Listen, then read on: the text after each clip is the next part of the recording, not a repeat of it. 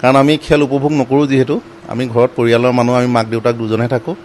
আৰু আমি খেল উপভোগ কৰা আমাৰ এটা ধৈৰ্যও নাথাকে আৰু আপোনালোকৰ জৰিয়তে প্ৰথম আমি গম পাইছোঁ খবৰটো শুনি আমি ভাল লাগিছে আৰু আমি খুব উৎসুক হৈ আছিলোঁ আৰু চিন্তিতও হৈ আছিলোঁ কাৰণ কেলৈ তাই এখন প্ৰথম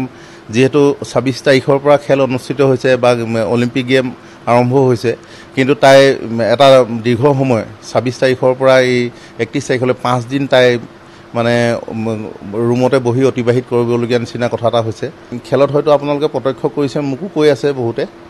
যে তাই বৰ হাঁহি হাঁহি খেলিছে বুলি আচলতে সেইটোৱে তাই মানে এটা শীতল মনেৰে যেতিয়া খেলিছে নিশ্চয় মানে সেইটো এটা পজিটিভ বুলি মই ভাবোঁ আৰু তাই জিকিছে আমাৰ যথেষ্ট ভাল লাগিছে আৰু কিন্তু এইটো কথা নহয় যে এইটোতে তাই শেষ কিন্তু পৰৱৰ্তী যথেষ্ট প্ৰত্যাহ্বান আছে আৰু বাকী যিকেইখন গেম আছে সেইকেইখন মানে যথেষ্ট প্ৰত্যাহ্বান আৰু এইটো মানে এটা প্ৰথম প্ৰত্যাহ্বান বুলিয়ে ক'ব লাগিব আৰু সেইখিনি তাই অতিক্ৰম কৰি যাব লাগিব